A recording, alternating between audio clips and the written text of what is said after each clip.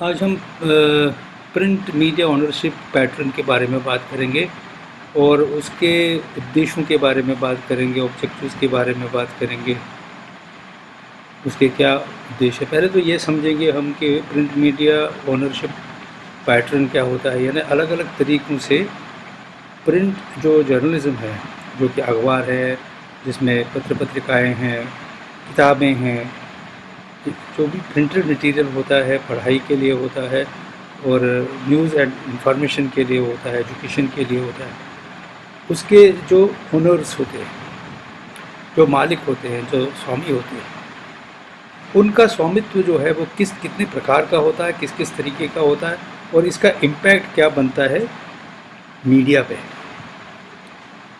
और इसके इस अध्ययन का ऑब्जेक्टिव, जो मेन ऑब्जेक्टिव जो है वो ये है कि हम इसमें जान जाएंगे कि किस प्रकार का है ये ओनरशिप और इसके एडवांटेजेस और डिसएडवांटेजेस क्या है।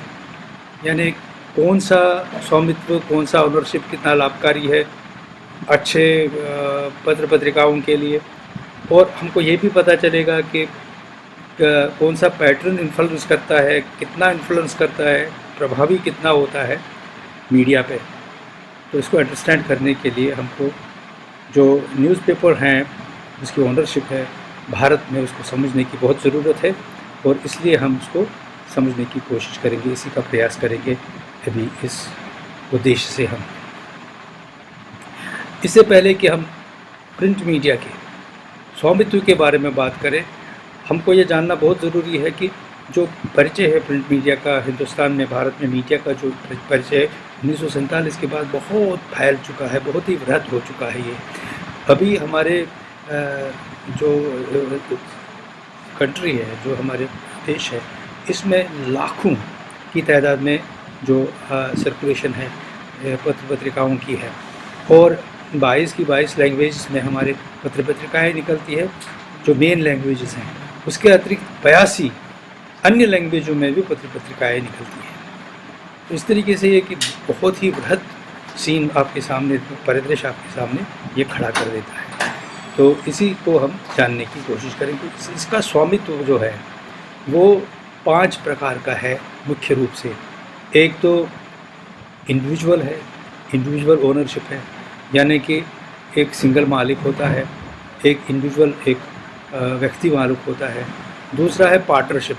पार्टनरशिप में एक से ज़्यादा, 2 या 20 तक जो लोग हैं आपस में मिलके एक न्यूज़ जो है पेपर ग्रुप बना सकते हैं और उसको रजिस्टर करना होता है, रजिस्टर कर सकते हैं और उसको रजिस्टर जो किया जाता है वो किया जाता है कोर्ट में और इस तरीके से ये बनता है। तीसरा ग्रुप है जो ट्रस्ट को बनाया जाता है या किसी कंपनी को बना के बनाया जाता है। कंपनी लॉ एक्ट के तहत उसको रजिस्टर किया जाता है एज ए कंपनी और इस तरीके से ये कॉरपोरेशन के हिसाब से बनती है। कॉरपोरेट कंपनी बनती है, लिमिटेड बनती है, अनलिमिटेड बनती है, पब्लिक लिमिटेड बनती है।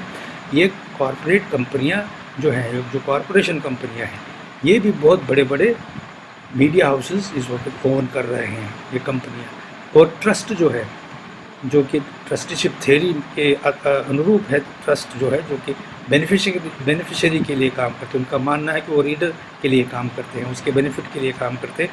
तो ऐसी भी बहुत सारी कंपनीज़ है। उसके अतिरिक्त जो कंपनीज़ है वो जो एम्प्लॉयज़ होते हैं वो शेयर होल्डर्स बनते हैं उस कंपनी के। तो एम्प्लॉयज़ जो है उनकी भी कंपनीज़ होती है, उन्होंने खुद शेयर खरीदे होते हैं और उस कंपनी को टेक ओवर किया होता है एम्प्लॉयज़ ने। किसी भी कंपनी को उनकी कंपनी चलती है।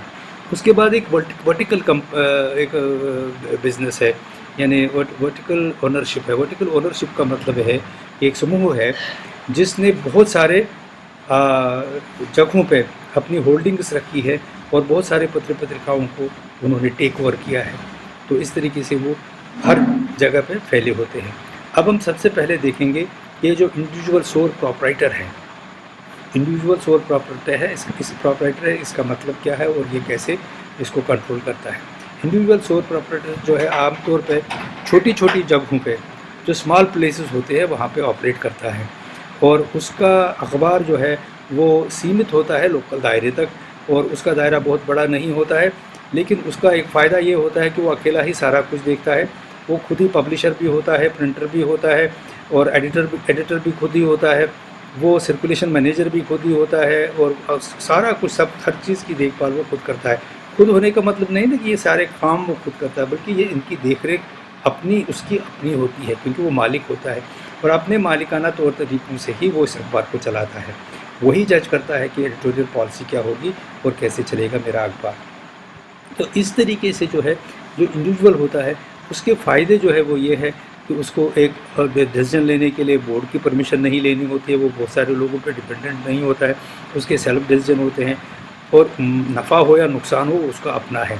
उसका सारा कुछ जो पैसा है उसका लगा हुआ होता है, अपना लगा हुआ होता है। बैंक उसको ज़्यादा कर्ज नहीं देते हैं, क्योंकि वो नहीं समझते हैं कि इसकी नेटवर्थ बहुत ज़्यादा हो सकती है, और इसलिए उसको ज़्यादा लोन भी नहीं मिलता है। और फिर एक और थ्रेट बैंक को रहता है कि अगर इसको कुछ हो गया, या इसने अपना बिज़नेस ठीक से नहीं संभाला, तो इस बिज़नेस को संभालने वाला कोई दूसरा आदमी नहीं है, क्योंकि समूह नहीं है कि एक छोड़ गया तो दूसरा कर रहा है। तो इस तरीके से उनको ये भय रहता है लोन एक्सटेंड करने में, तो इसलिए इसके पास लिक्विडिटी का थोड़ा क्रंच रहता है, लिक्विडिटी ज़्यादा नहीं रहती है, और अपने कारोबार को ज़्यादा फैला भी नहीं सकता है। जो ओनर और एडिटर होता है वो खुद ही होता है, जैसे कि मैंने आपसे कहा। और इसके डिसएडवांटेजेस जो है वो ये है कि ये अपने एक्सपेंड नहीं कर सकता है अपने इस अखबार के बिज़नेस को, और इसको ज़्यादा फैला नहीं सकता है, और इसका सारा बर्डन जो है पब्लिशिंग का और पब्लिकेशन का उसी पे आता है। यही ज़िम्मेदार होता है पब्लिकेशन के लिए, और इसी को जो नुकसान भुगतना पड़ता है कि इसी को भुगतना पड़ता है। एम्प्लॉयज़ को सैलरी तो देनी है, अखबार चलाना है, और अखबार कभी कभी घाटे में जाता है तो इसी को घाटा होता है, और ये देखना होता है। और इसका जो फाइनेंशियल सेटअप है वो इतना बढ़िया नहीं माना जाता है।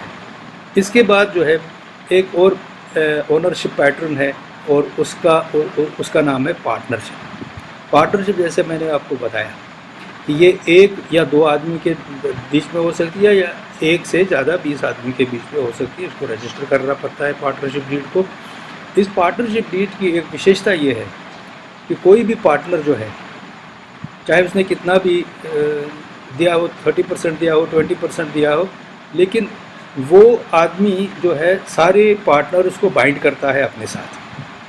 इसका मैं मतलब आपको इस तरीके से समझाऊंगा कि एक पार्टनर की गलती सारे समूह की गलती मानी जाती है, सारे पार्टनर्स की गलती मानी जाती है। मैं नहीं कह सकता हूँ कि ये उस पार्टनर ने किया, मैं नहीं हूँ इसके लिए। तो इसलिए पार्टनरशिप को तो उसमें एंटर होने से पहले, किसी भी पार्टनरशिप में एंटर होने से पहले, कोई भी डीड साइन करने से पहले आपको ये सोचना बहुत ज़रूरी है कि लाइक माइंडेड लोग हों, और उनका आपस का तालमेल बहुत अच्छा हो। कोई भी ऐसा आदमी इसमें ना आए जो कि इलविल रखता हो, या जो किसी तरीके से भी आपको नुकसान पहुंचा सकता है, क्योंकि नुकसान आप सबको इकट्ठे भरना है। उसका एक आदमी की गलती का भुगतान सबको करना पड़ता है। तो ये इसकी जो है पार्टनरशिप के जो है मुख्य डिसएडवांटेजेस भी है। एडवांटेजेस मैंने आपको बता दिए। और इसमें जो है बैंक, जैसे मैंने पहले भी कहा, हेजिटेट करता है लोन देने के लिए, लेकिन पार्टनरशिप का बिज़नेस बहुत फलता फूलता है, क्योंकि बहुत सारे पार्टनर्स मिलकर इसको चलाते हैं। फाइनेंस की ज़्यादा दिक्कत नहीं होती है, फाइनेंस भी आसानी से मिल जाता है, और इस तरीके से ये जो पार्टनरशिप है ये आगे चलता है। अब इसके बाद कॉरपोरेशन या ट्रस्ट की बात करेंगे हम, जो हमने पहले आपको बताया कि कॉरपोरेशन में जो है लोग जुट जाते हैं, एक बहुत बड़ा कॉरपोरेट बिज़नेस बनाते हैं, इसका बोर्ड होता है, और ये जो है ये एंटिटी होती है। कॉरपोरेट जो है होती है, ये पर्सन होता है, कॉरपोरेशन खुद पर्सन होता है, ये बॉडी होती है खुद। कॉरपोरेशन का जो फंडा है वो ये है कि ये बहुत बड़ी व्यवस्था होती है। कॉरपोरेशन ग्रुप ऑफ पीपल होता है, जिसमें एसोसिएशन ऑफ पर्सनस होती है, बहुत सारे लोग जुट जाते हैं, जो सेपरेट पावर और ड्यूटीज़ उनको बांटी जाती है, उनकी लाइबिलिटीज़ अलग अलग रहती है, और इस तरीके से ये एक आपस में एक अंडरस्टैंडिंग पे आ जाते हैं और काम बांट देते हैं। काम बांटने से इनका जो है काम आसान हो जाता है। फाइनेंस की कभी कमी नहीं रहते हैं, क्योंकि बहुत सारे लोग मिले होते हैं, उन्होंने शेयर्स इसमें शेयर इन्वेस्ट किए होते हैं। तो पब्लिशर का अटेंशन जो है ज़्यादातर फोकस्ड होता है अपनी पेपर और अपनी पब्लिकेशन पर ही। उसको ये चिंता नहीं है कि कल को पैसा कहाँ से लाऊंगा, क्योंकि पैसा बहुत आ चुका होता है इसमें। और क्वालिटी और आउटपुट जो है बहुत अच्छा रहता है, जिसका इसका बिज़नेस का भी और अपने पब्लिकेशंस का भी। और ये जो है इसमें डिवीज़न ऑफ लेबर होता है, यानी इसके काम बटे हुए होते हैं। हर डिपार्टमेंट का काम अलग अलग आइडेंटिफाइड तरीके से रिस्पॉन्सिबिलिटी से हो जाता है। यानी इसका मतलब ये होता है कि एडिटोरियल का टीम एडिटोरियल का काम देखेगा, और बाकी डेस्क जो है वो उस डेस्क का काम देखेंगे, असिस्टेंट एडिटर जो है असिस्टेंट एडिटर का काम देखेंगे, लेआउट और डिज़ाइन वाला लेआउट और डिज़ाइन का काम देखेंगे, कंपार्टमेंटलाइजेशन ऑफ वर्क और होता है। और ये लोग जो है इन्होंने इतना फैलाया होता है कि ये लोकल अखबारों से बहुत ऊपर आ गए होते हैं। उन पार्टनरशिप वाले भी इसका मुकाबला नहीं कर सकते हैं, क्योंकि ये बहुत स्ट्रांगली जो है असर्ट करते हैं, इनके पास क्योंकि वसीले बहुत होते हैं।